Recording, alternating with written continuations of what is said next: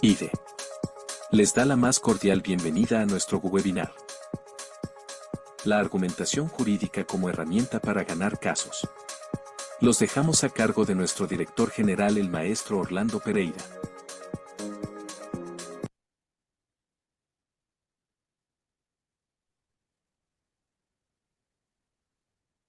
Hola, buenas tardes a todos. Les mando un cordial saludo, de antemano una disculpa porque hoy el director del instituto no está con nosotros, pero yo les voy a dar la bienvenida aquí al doctor José Guerra Caparros, accionista y director del despacho Aure en Aguascalientes. Hoy tenemos un tema muy interesante que vamos a desglosar, que es respecto a la argumentación jurídica en los medios de defensa en materia fiscal. Bienvenido, José Guerra, doctor. Luciana, ¿qué tal? Muy buenas tardes. Buenas tardes a todos. Doctor, eh, para empezar a entrar en materia respecto al tema, a dilucidar respecto a la argumentación jurídica como herramienta para ganar casos. Sabemos que una vez determinado un acto definitivo por algún tipo de autoridad, ya sea fiscal, fiscal administrativa, tenemos dos medios de defensa, ¿no? El recurso, ya sea en vía administrativa, que podría ser el recurso de inconformidad, como es Infonavit IMSS, o el recurso de revisión en materia administrativa propiamente, y en materia fiscal el recurso de revocación. ¿Qué sugerencias o qué aportaciones podríamos tener o beneficios haciendo uso, como ya sabemos, que esta instancia es alternativa, podemos sí o no usarla? ¿Qué beneficios tenemos? ¿Cómo podemos abordar el uso de este medio de defensa? ¿Y qué es lo que su opinión considere respecto a ellos?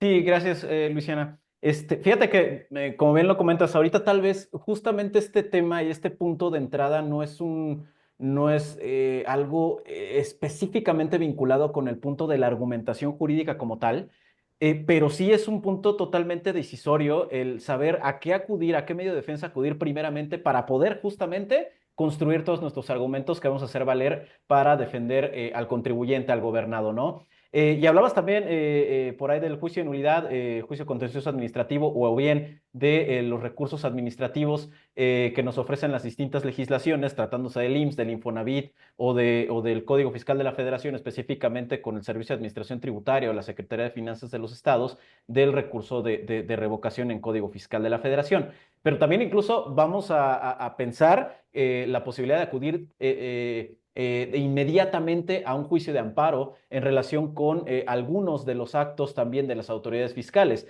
Habría que tomar en cuenta una cuestión muy importante en materia de amparo, que es el tema del principio de definitividad. Sabemos que no podemos acudir al amparo de alguna manera inmediata por todos los actos de las autoridades administrativas. Voy a enfocar a la parte de naturaleza fiscal. Por todos los actos de las autoridades fiscales no podríamos ir en muchos y en la gran mayoría de los casos de una manera inmediata al juicio de amparo, precisamente por este tema del principio de definitividad, pues que nos dice, oye, primero tienes que agotar los medios ordinarios de defensa, primero tienes que agotar recurso de revocación o bien el juicio contencioso administrativo. Y entonces ahí vamos a situarnos en estas dos posibilidades. O me voy a un juicio de nulidad o me voy a un recurso administrativo. Voy a situarme solamente en el recurso de revocación, ¿de acuerdo?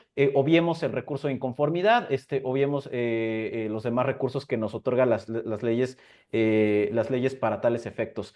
Pero aquí es muy importante justamente tomar esta decisión. Oye, si me voy al juicio contencioso administrativo de una manera directa, es porque entonces estoy sabiendo que el recurso de revocación es optativo. Ok, y entonces, ¿de qué me sirve acudir primeramente tal vez al recurso de revocación? Esta es una cuestión también primordial, porque sí debemos considerar algunos puntos específicos por los cuales, aunque nos va a resolver la misma autoridad, aunque nos va a resolver el Servicio de Administración Tributaria o bien en un recurso de inconformidad del IMSS o el Infonavit, pues bueno, ¿por qué motivos, aunque nos vayan a dar una validez, y esto a veces se lo comentamos a los clientes, si no me dejarás mentir, Luisiana, hay veces que los clientes te dicen, oye, ¿para qué te vas a un recurso si lo que vamos a obtener, y tú me lo estás diciendo, es básicamente que nos van a batear y van a resolver la validez del acto?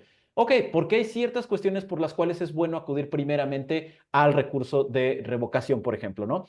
El recurso de revocación, bueno, pues como sabemos es optativo, ok, pero dentro de estas posibilidades, pues podemos encontrar que es el último momento administrativo que nosotros podemos tener a la mano para poder aportar información y documentación a la autoridad fiscal previo a acudir al juicio contencioso administrativo. Recordemos por ahí una tesis de jurisprudencia de la segunda sala de la Corte, la 73-2013, que justamente nos dice, oye, si bien existe el principio de litis abierta en el juicio contencioso administrativo, es decir, la posibilidad de que tú argumentes más, realices mayores argumentos de los que hayas hecho valer en tu recurso de revocación, si bien existe esa posibilidad, lo cierto es que en la parte de las pruebas, de las documentales, de la información que entregues, no puede ser de esa manera en el juicio contencioso administrativo. Es decir, lo que tú no hayas aportado como documentales, como información, como pruebas en la etapa administrativa, supongamos en una auditoría, o bien en el recurso de revocación como última instancia administrativa, ya no lo puedes aportar tú en el juicio de nulidad. Entonces, justamente por eso se convierte el recurso de revocación, aunque te le vayan a confirmar la validez del acto, se convierte en un punto muy importante de decisión de, ok, primero vámonos al recurso justamente para entregar toda esta documentación e información. Otro de los puntos esenciales por los cuales hoy en día tenemos que acudir primeramente tal vez al recurso de revocación o al recurso de inconformidad, dependiendo del acto de la autoridad y qué autoridad fue la que emitió el acto, pues es justamente el no tener que garantizar el crédito fiscal. Recordemos el 144 del código, que podríamos hablar un poquito más ampliamente de pero básicamente el punto es que durante el recurso de revocación no tenemos que garantizar el crédito fiscal.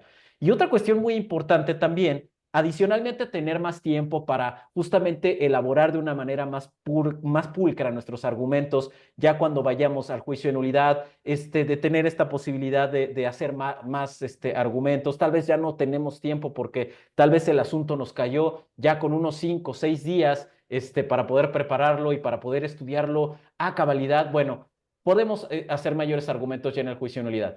Pero otro punto muy importante es la posibilidad de que en el recurso de revocación nosotros podamos obtener justamente lo que se denomina revocación para efectos.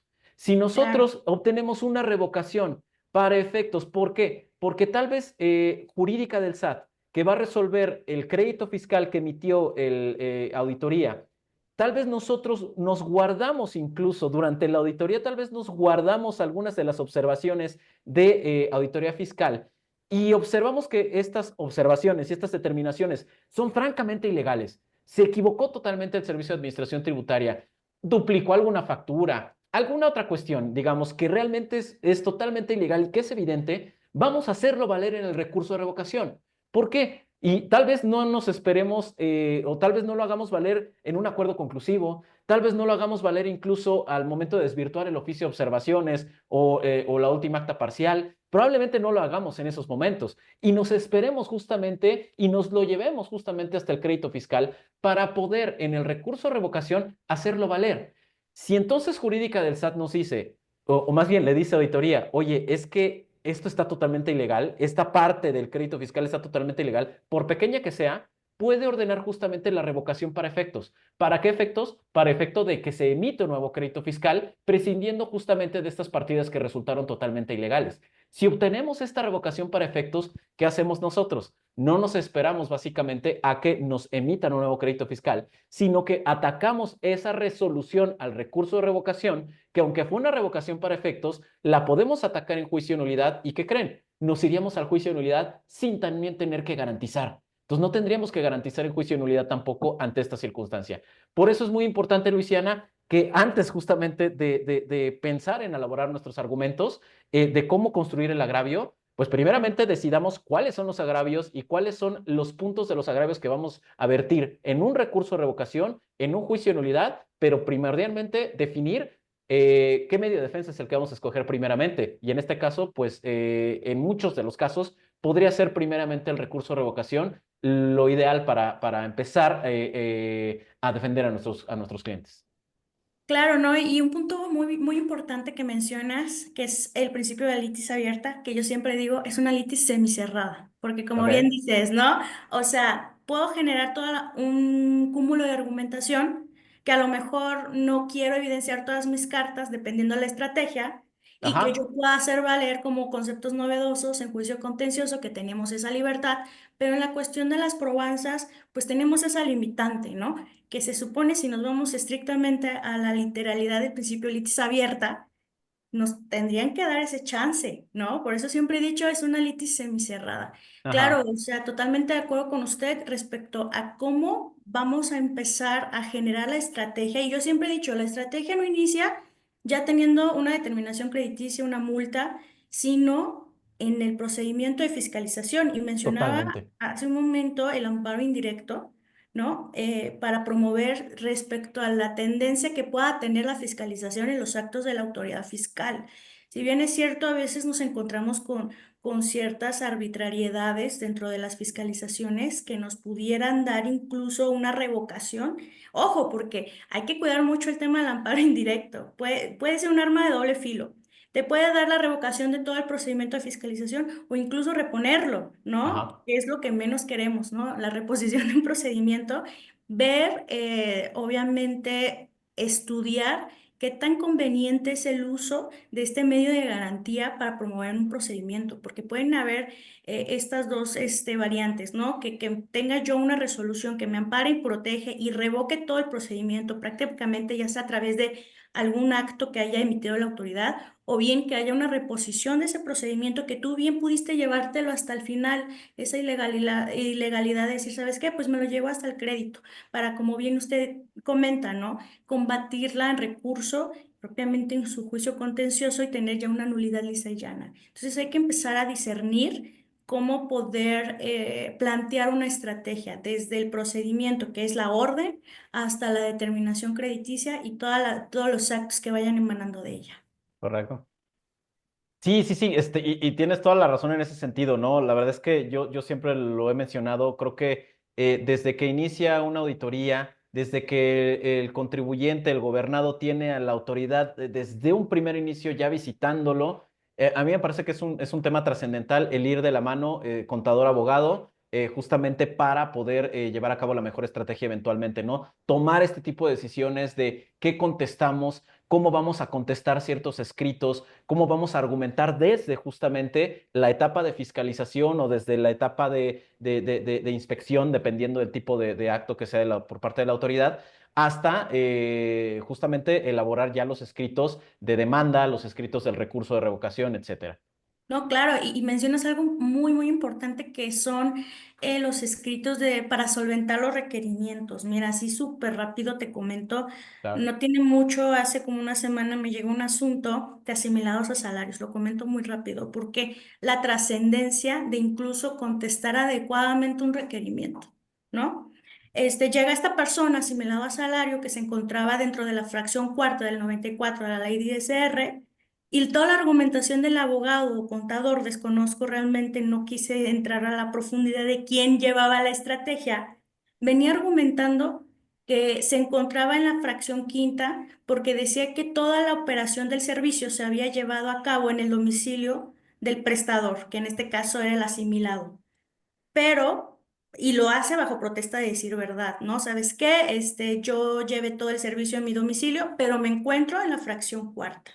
Ahí está la incongruencia. ¿Y qué Ujú, dice la autoridad al final de la determinación, no? ¿Sabes qué? Me estás diciendo que todo tu servicio lo hiciste en tu domicilio fiscal, no cumples con el requisito de la fracción cuarta del 94 de la ley IDSR y te rechazo las retenciones que te habían hecho estas empresas. Desde ahí la importancia de poder llevar de la mano de un estratega una fiscalización. Desde el momento en el que tú vas a presentar tus contratos en una materialidad para poder sustentar un servicio y poder contestar los requerimientos propiamente a la autoridad de manera específica y correcta para no caer en una contradicción tú mismo como ujú. contribuyente y que te traiga una afectación directa, que ya es una determinación, sin ninguna argumentación jurídica sustentable, porque en toda la fiscalización te contradijiste, ¿no? Te Exacto. digo, hay formas de salvar esta situación, Claro. pero ya lo hace más complejo. Sí, exactamente. Y bueno, pues todo esto que estamos comentando, Luisiana, y para nuestros amigos que están ahorita también en este webinar, es justamente un preámbulo a todo lo que estaremos nosotros viendo el próximo jueves de una forma ya mucho más detallada. Ahorita vamos a platicar un poquito acerca del temario que vamos a tener justamente para este jueves, en donde en 3 horas pues vamos a estar platicando justamente de todas estas cuestiones de cómo decidir, de la manera de preparar justamente un agravio y cuáles son los diferentes agravios que existen, qué es lo que nos pueden detonar como resultado ante la decisión de un magistrado, los agravios que nosotros preparemos y hasta inclusive pues, los temas del orden, etcétera, ¿no? Y justamente es una cuestión que quería tocar ahorita en este momento, ¿no? El tema del orden de los agravios, de definir justamente el orden de los agravios. Pero antes de definir el orden de los agravios, lo que debemos de hacer es identificar justamente lo que denominamos nosotros la litis. ¿De qué trata el tema? ¿De qué va a tratar justamente nuestro agravio? Claro que digamos, al momento de defender al cliente, al momento de identificar el contenido de un crédito fiscal, vamos a observar diversos temas. Vamos a estar observando que por una parte nos indicó que existen ingresos acumulados a juicio de la propia autoridad por tales motivos, pero también por otros motivos. O tal vez cuestiones de deducciones, que no solamente estoy yo no cumpliendo con algunos requisitos tal vez de forma respecto de alguna deducción, sino que también a juicio de la autoridad, aunque tal vez el proveedor no esté enlistado en el artículo 69b, pues bueno, a juicio de la autoridad probablemente no se está, digamos, comprobando la materialidad de las operaciones o la existencia de las operaciones y considera que paralelamente a que yo no cumplí con ciertos requisitos de mera forma, probablemente tampoco, a juicio de la autoridad, se llevaron a cabo estas actividades. Entonces tenemos justamente que identificar la litis. ¿De qué finalmente me duelo en relación con el acto de autoridad? ¿Qué derechos me está lesionando? Y eso irlo expresando. ¿Para qué? Para que justamente quien va a tomar la decisión, quien va a ser el magistrado, el secretario proyectista de justamente de la sentencia, pues justamente pueda identificar cuál es el punto medular de nuestro agravio, qué actos, qué interpretaciones, qué omisiones generan esta lesión de la que yo me estoy doliendo y qué ley en todo caso no aplicó correctamente la autoridad que me está generando el perjuicio. Estos puntos son los que justamente yo tengo que ir identificando desde la entrada de mi agravio para poder hacerle la tarea de alguna manera, para poder hacerle la tarea más fácil a quien va a resolver sobre ese agravio en particular, ¿no? Y justamente a partir de que ya tenemos el conocimiento de cuáles son los tipos de agravio que existen, los agravios de competencia, los agravios de fondo, los agravios de forma e incluso los agravios de inconstitucionalidad cuando estamos en un juicio contencioso administrativo para el tema de un control difuso de constitucionalidad, que lo podremos platicar ya a mucha más profundidad en el evento del jueves, ya que identificamos justamente cuáles son estos agravios, pues cuál es entonces el orden que tenemos que seguir para poder tener los mejores resultados al momento de elaborar nuestra demanda. Primero, en todo caso, no sé, Luciana, bueno, si antes de esto de acudir al orden, tú quieras apuntar alguna cuestión en particular de lo que estoy comentando. No, claro, totalmente de acuerdo. Creo que lo primordial siempre es la causa de pedir, ¿no? O sea, que no pierdas de vista cuál va a ser tu causa de pedir, que es la litis planteada, para que no te pierdas en la argumentación del concepto agrario. Sí, totalmente de acuerdo. El orden también es primordial para la persuasión que le puedas dar al colegiado, al tribunal, para poder tener un beneficio, tener una sentencia que consideres tú lo más benéfica. Siempre, siempre el orden. Y hay veces que fíjate que la forma, digamos, en la que vamos elaborando nuestros agravios es bastante importante, porque de repente tenemos nosotros una manera hasta desordenada de ir elaborando los Sí. agravios y nosotros hacemos que se pierda justamente el lector de los mismos, ¿no? Entonces, creo que desde un principio, si arrancamos señalando justamente cuál es la base fundamental del agravio, por qué, primordialmente, qué es lo que está violando la autoridad en estos momentos y de lo que nos está doliendo, por ejemplo, está violentando el artículo 38, fracción cuarta de Código Fiscal de la Federación en un tema de fundamentación y motivación, vinculado con los artículos 14, 16 e incluso 31, fracción cuarta constitucionales. Bueno, ahí, ¿por qué? Señalar justamente, a ver, la autoridad dijo tal cuestión y en un párrafo, básicamente, y está incorrecto esta situación por tal y tal motivo. Básicamente, de entrada ya le estamos dando de qué va a tratar justamente este argumento, este agravio a la autoridad, bueno, en este caso a la autoridad resolutora, que en este caso pues podría ser el Tribunal Federal de Justicia Administrativa, y justamente en eso ya es una cuestión de mera forma, ¿no? Hay algunos que ponen una especie de recuadro en donde únicamente se dice Yo, cuál es la síntesis de tu argumento y hasta claro, ahí. Y eso la verdad es que sirve, y sí sirve, por supuesto, en un ánimo de ir convenciendo básicamente al lector del agravio, ¿no? Que pues, va a ser un secretario proyectista. Y justamente, pues a partir de eso, ya puedes ir el decantando todo lo desglose, demás y desarrollar justamente los temas de tu agravio en particular, ¿no? Pero claro, justamente, como te digo, el orden de los agravios es muy importante. Definir justamente que primero probablemente tengamos que hacer valer aquellos agravios de competencia y de fondo que te lleguen justamente a generar una nulidad lisa y llana del crédito, ¿no? O sea, por ejemplo, si estamos hablando de un tema de caducidad, un tema de hechos distintos de la manera en la que identificó la autoridad en relación con ingresos, en relación con deducciones, incluso también en relación con tema de valoración de pruebas, y ya después, en todo caso, hacer valer los agravios de forma que podrían darte, en todo caso, una nulidad para efectos, ¿no? Pero claro. sí, al final de estos conceptos de impugnación que nosotros hagamos valer, principalmente cuando estamos hablando de los de fondo, nosotros al finalizar el concepto de impugnación, pues indicar por qué consideramos la nulidad total y no la nulidad lisa ya, perdón, y no la nulidad para efectos. O sea, ¿por qué consideramos que debe ser una nulidad que esté con base en las fracciones ya sea primera o cuarta del artículo 51 o quinta del artículo 51 de la Ley Federal de Procedimiento Contencioso Administrativo? ¿Y por qué no se trata de una ilegalidad de las fracciones 2 o 3 de este mismo artículo 51 de la Ley del Contencioso? Claro, Perdón, sí, exactamente.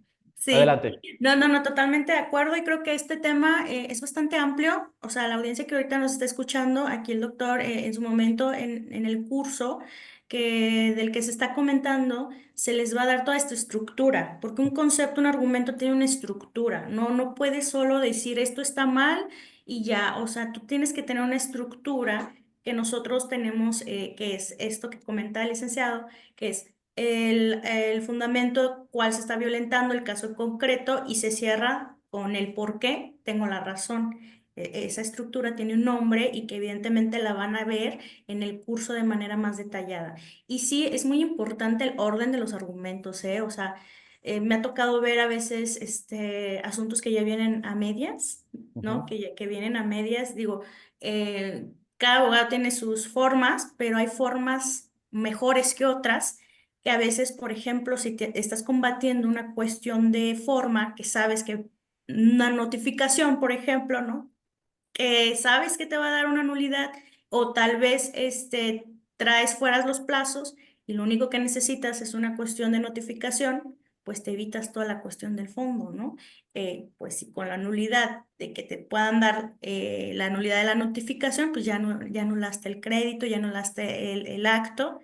Y si bien ya sabes que también vienes fuera de plazo porque no advertiste tu contador o el abogado dentro del buzón tributario en tiempo y forma la determinación, pues ya no vendría la necesidad de hacer ciertos argumentos de fondo. Todas esas cuestiones son indispensables para ir advirtiendo la estructura de una buena demanda y una buena defensa, ¿no? Me ha tocado ocasiones en las que veo que traen ya fuera de plazo, traen sus argumentos de notificación al final y se aventaron los de fondo y dices, bueno, pero pues si ya traes la nulidad de una notificación por una determinación crediticia que bien sabes que no advertiste, evítate tal vez el aventarte trabajo engorroso, ¿no? De ciertos Exacto. alumnos. Sabes que no.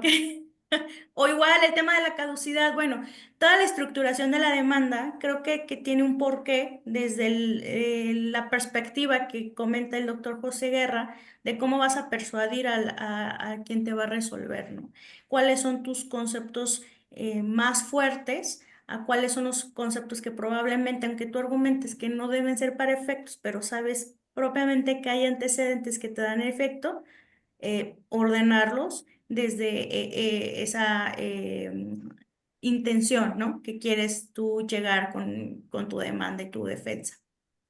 Sí, exacto. Y ahora bien, ya que estamos justamente dentro de la elaboración del agravio en particular, pues como yo les decía, no llevarlo tal vez en la medida de lo posible a un tema en donde te pudieran dar una nulidad con base en las fracciones segunda y tercera del artículo 51 de la Ley del Contencioso. Recordemos que estas dos fracciones lo que te pueden generar es justamente la nulidad para efectos. El contenido de estas dos fracciones, la fracción segunda es que el acto, en todo caso, de la autoridad haya contenido una omisión de requisitos formales exigidos por las leyes que trascienden a las defensas del particular y al sentido de la resolución impugnada. Eso por una parte. Y por otra parte, la fracción tercera nos habla de los vicios del procedimiento también que afecten las defensas del particular y trasciendan al sentido de la resolución impugnada. Sin embargo, cuando nosotros le pegamos a un acto justamente por estas dos fracciones, pues lo que vamos a tener es justo que el Tribunal Federal de Justicia Administrativa va a decidir otorgar la nulidad pero para el efecto de que en todo caso el acto pueda ser subsanado en su momento. Hay nulidades para efecto que nos pueden detonar que totalmente se acabe el problema para el contribuyente, pero dependiendo del caso en particular. Supongamos una nulidad para efectos de que se emita de nueva cuenta una liquidación, pero si ya la autoridad no tiene el tiempo para hacerlo, pues evidentemente el cumplimiento digamos, de esa sentencia no podría detonarse porque justamente la autoridad, ya el crédito fiscal no podrá ser totalmente legal, precisamente porque la autoridad ya no contaba con el tiempo si estamos hablando de que se estaría pasando de los plazos del 46A de código, por ejemplo, en ese sentido ya no estaría aquí. Perdón, es que me salió aquí un mensaje. Ok, ya. Y entonces, lo que yo les decía en relación con esta fracción segunda y tercera del artículo 51 de la Ley del Contencioso.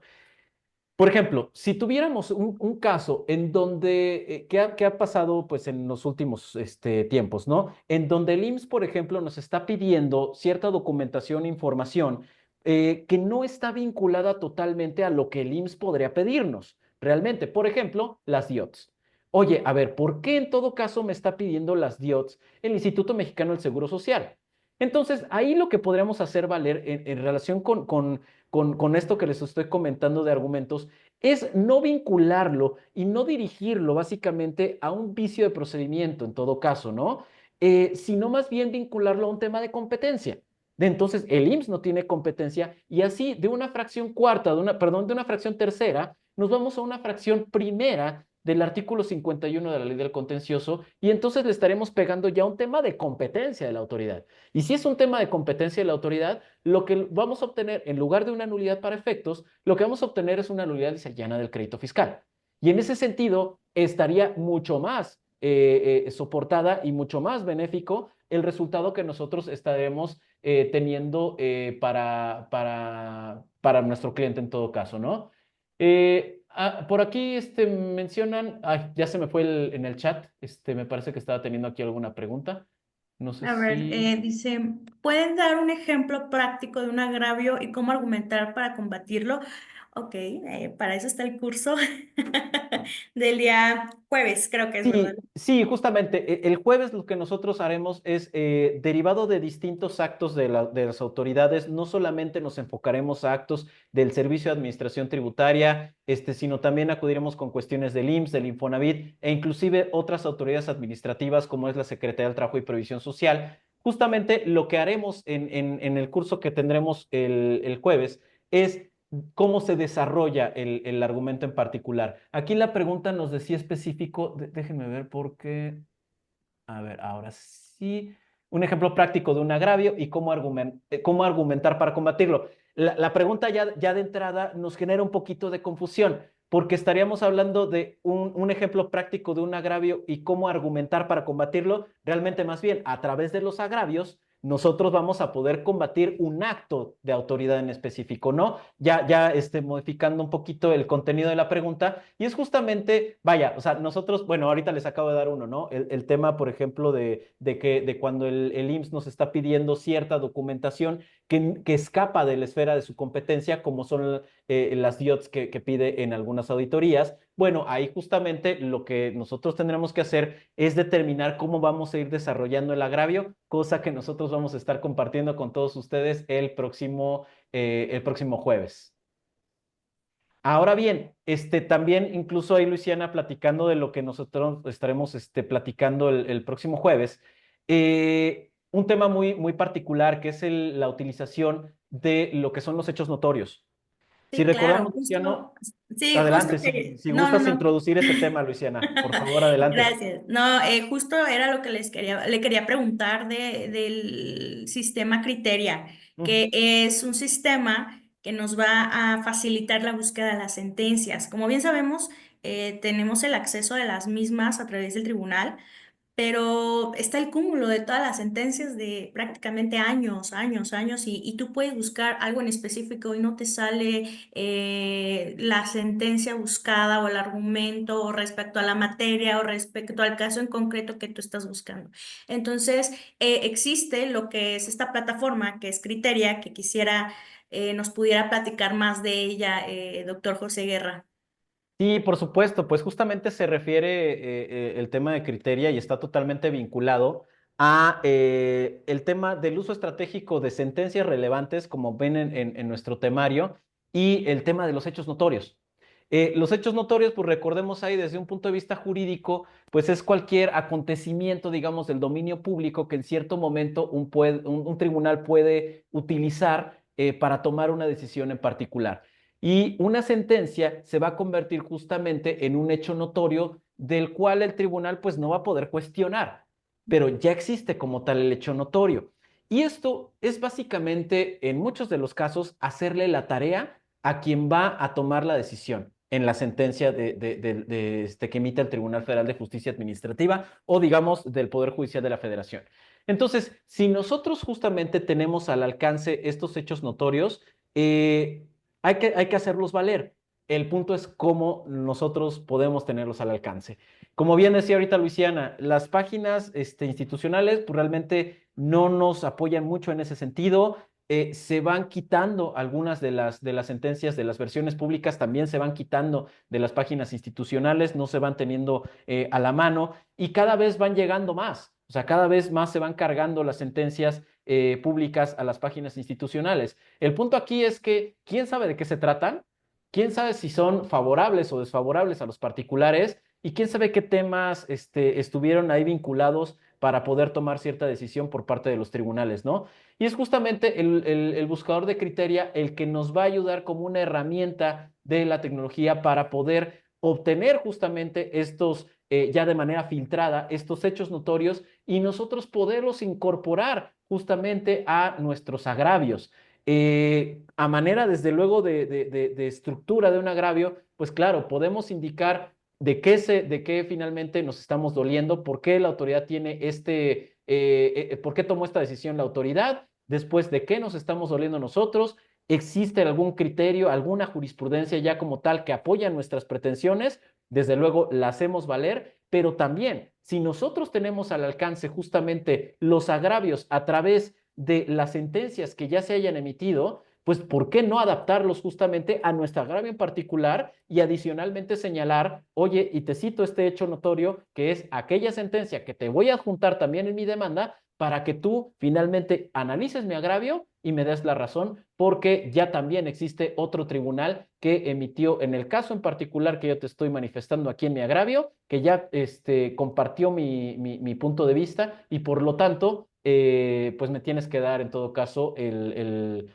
argumento, digamos, como válido y darme la nulidad, pues, en todo caso, una nulidad dice ya no, para efectos en todo caso, ¿no? Ya será cuestión de nosotros construir el argumento justamente para encaminarlo a una nulidad dice ya. Claro, y no, y con la misma sentencia que puedas tener favorable, tú puedes incluso estructurar tu argumento, con el argumento ya establecido en la sentencia. Y qué padre y felicidades, doctor, por esta plataforma, porque la verdad sí facilita muchísimo la búsqueda de hechos notorios, porque la verdad que cuando ustedes buscan en las páginas institucionales, la mayoría de las sentencias que te puedan llegar a aparecer son desfavorables, la mayoría, y Claro. es desgastante porque te lanza cientos y cientos de sentencias y qué padre que haya esta plataforma que te pueda agilizar, ¿no? Más con los tiempos del abogado en la estrategia, que ya sabemos que son plazos, que a lo mejor pudieran ser muchos días, pero no es uno, son varios asuntos los que están en puerta, ¿no? De cada despacho y que te agilice esta plataforma la búsqueda de sentencias favorables, pues la verdad que lo hace muy, muy práctico.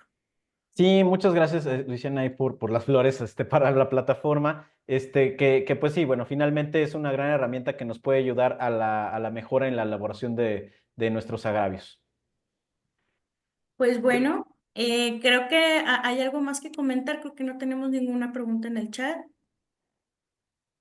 Me No. parece que no. Sí, no, pues bueno, finalmente este pequeño webinar, estos 40 y tantos minutos que teníamos disponibles para platicar acerca de la elaboración de agravios, de la mejora en ello y de una buena estrategia justamente para, pues también en principio tomar la decisión de a qué medio de defensa acudir y cómo empezar a elaborar nuestros argumentos, pues es un preámbulo apenas de lo que nosotros estaremos viendo el próximo jueves en 3 horas, también con el doctor Roberto Rubalcaba, el doctor Marvin Gómez, y pondremos ya en pantalla, desde luego, pues casos prácticos, ¿no? Ya estaremos viendo nosotros tanto de cómo se elabora justamente el argumento, este tema de lo de los hechos notorios para poder nosotros acudir al buscador de criteria y pues cómo encaminar todos nuestros argumentos también a las distintas nulidades que podríamos nosotros llegar a obtener con base en la Ley Federal de Procedimiento Contencioso Administrativo. Es un tema tanto de estrategia, también podremos ver cuestiones relacionadas con el tema de las pruebas, todo ese tipo de situaciones, pero pues básicamente, como les digo, este era un preámbulo justamente para todo lo que estaremos nosotros viendo ya el próximo jueves. Pues muchas gracias, doctor, por todo este preámbulo que fue muy fructífero y espero mucha suerte, mucho éxito para el jueves. La verdad es que es un tema muy interesante. Algo que yo siempre he dicho es que en la Facultad de Derecho nunca te enseñan a argumentar, que es algo indispensable y lo aprendes en la práctica y qué mejor que poder reforzar o incluso para los que están iniciando en la materia fiscal empezar a dilucidar en qué consiste toda esta argumentación. Y bueno, pues nada, están cordialmente invitados. Igual recordarles que la constancia tiene valor curricular, entonces un plus para su currículum.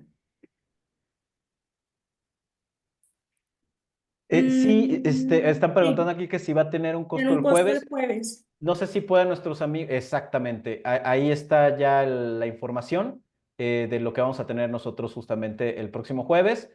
Ahí está, y bueno, se genera también por ahí un tema en particular, porque con la sola suscripción, ya a este webinar del próximo jueves, van a tener un mes de gratuito en Criteria, justamente en el buscador de sentencias exclusivamente favorables. Y que desde luego el propio jueves nosotros les vamos a detallar cómo se utiliza este buscador de criteria y cómo lo podemos, en algún ejemplo, cómo lo podemos implementar justamente a nuestros agravios. Así es. Pues bueno, a quienes estén interesados, pues aquí está el flyer y pues nada, muchas gracias, licenciado. Fue un gusto poder compartir esta pequeña charla con usted. Y bueno, saludos a todos y damos por concluida este pequeño preámbulo, introducción a lo que va a ser el curso el día jueves. Muchas gracias a ti, Luisiana, por estar con nosotros y gracias a todos quienes estuvieron aquí asistiendo. Los veremos con mucho gusto por ahí del jueves también. Hasta luego. Hasta luego. Gracias por acompañarnos en este increíble webinar. No te olvides de seguirnos en nuestras redes sociales para no perderte nuestros próximos cursos. Optimiza tu tiempo y gana sentencias con Criteria, el buscador más importante para los fiscalistas, presentó. El éxito no es cuestión de suerte, sino de preparación y acción. Lo aprendido hoy es el primer paso para construir el mañana que deseas. Nos vemos en el curso.